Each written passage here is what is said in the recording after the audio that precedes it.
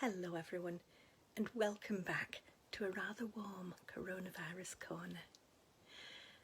I thought I'd take the opportunity of it being too hot to go out to make a little video to cheer us all up before we celebrate Freedom Day tomorrow. I can't go out at the back. Next door is sunbathing naked in the garden. It looks like a David Attenborough documentary on the decline of the walrus population. I don't want to lose my appetite because I'm going to Charles and Lydia's later for tea and crumpets. Well, what a few months it's been. I think the less said about little Matt Hancock, the better. I'm so disappointed in him. Mind you, with hindsight, he's got a weak chin and shifty eyes, so I should have known, really. And as for Boris, he seems to think it looks good to pretend he's bowing to public pressure.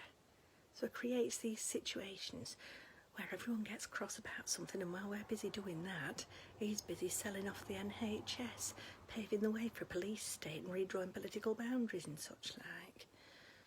Oh, Patrick was furious this morning. 8 o'clock he was part of a pilot scheme, and by 10:30 he was going to isolate. I've Google mapped it.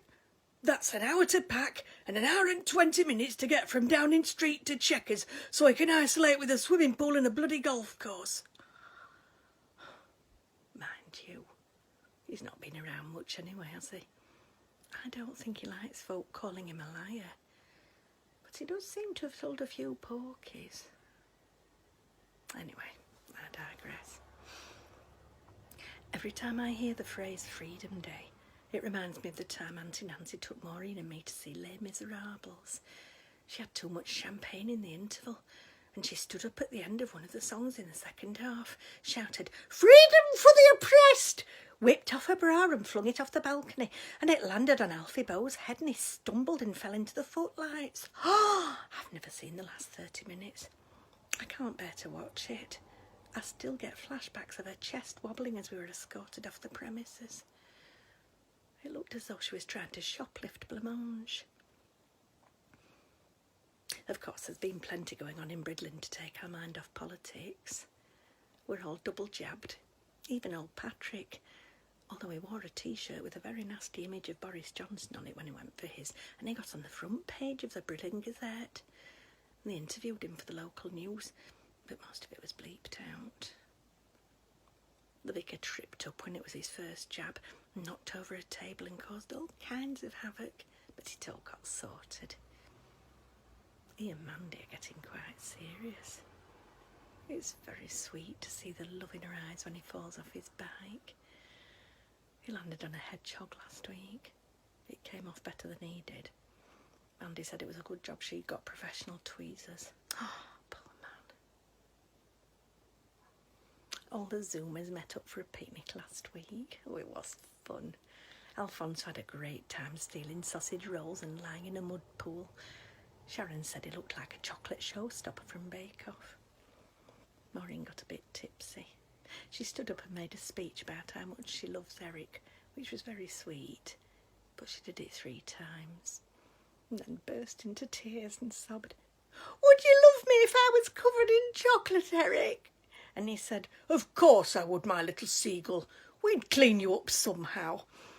And Mandy and the vicar looked at each other and started laughing. I don't know what about, but it set us all off, and we sounded like a herd of pigs feeding at a trough. But then we've needed a good laugh, haven't we? And the few and far between. What with not knowing when you might get pinged and worrying about whether fruit pickers are washing their hands after the toilet.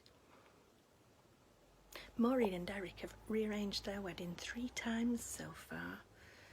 The last time they chose July 30th. But of course that's the day Boris and Carrie are celebrating their secret wedding that was all over the papers the other month. Maureen rang me. "Oh, Edna," she said, "I couldn't bear celebrating your anniversary with them. It'd be like booking a meal at the Ritz and then getting all excited and then finding out when you got there you were sat next to Nigel Farage." I love Maureen's similes. They don't always work, but they let you peep inside that funny little head. Anyway, she's very happy, and I'm glad. Charles and I are taking things slowly. He's a widow, And I've got a track record of disastrous romantic decisions, so there's no hurry. But he's lovely.